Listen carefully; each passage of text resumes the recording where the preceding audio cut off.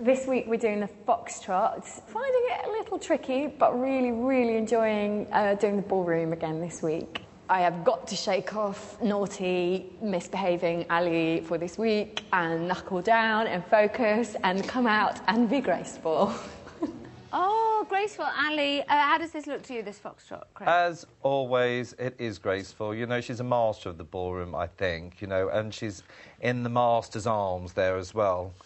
As cheesy and American as he is, he certainly can dance and teach a very good dance, and she's obviously learning really, really quickly. I think she's fantastic. OK, dancing to the people pleaser, the little Bublé. Yeah. Let's have a listen, Michael.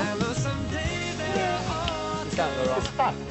Yeah? I think it's my favourite song of his. Is it? Yeah. I mean, Not coming home. well, yeah, home.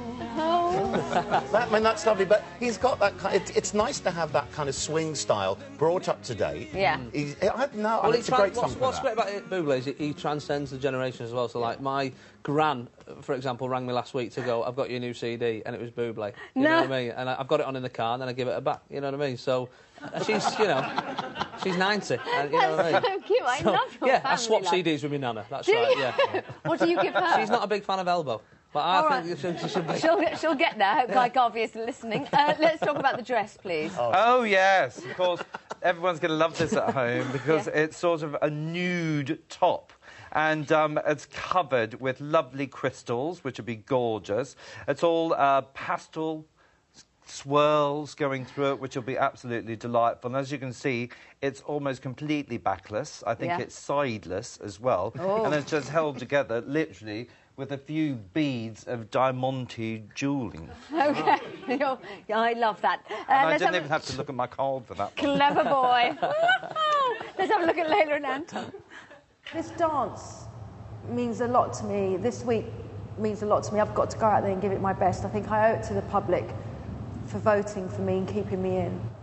I'm going to just have to pull everything together this week. Pull everything together and just go out there and I'm going to have to just pull it out the bag. How, I don't know, but I'm determined to do it.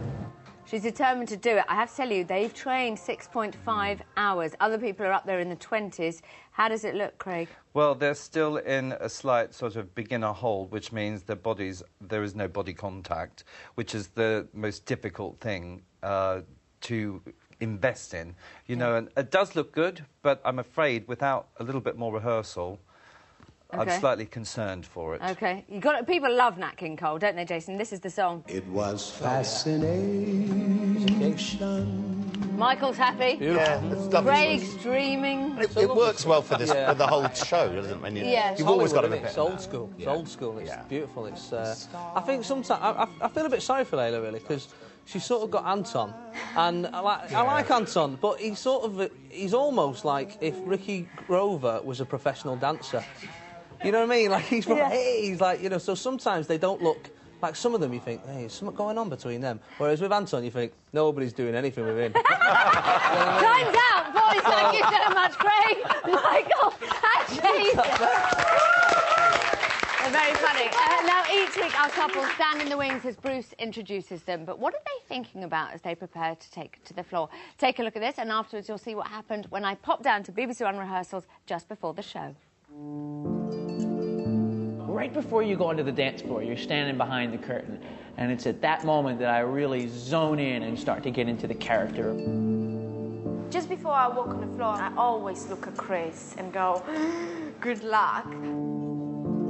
It's like, what is about to happen? But at the same time, there's a real sense of just got to go out there and go for it.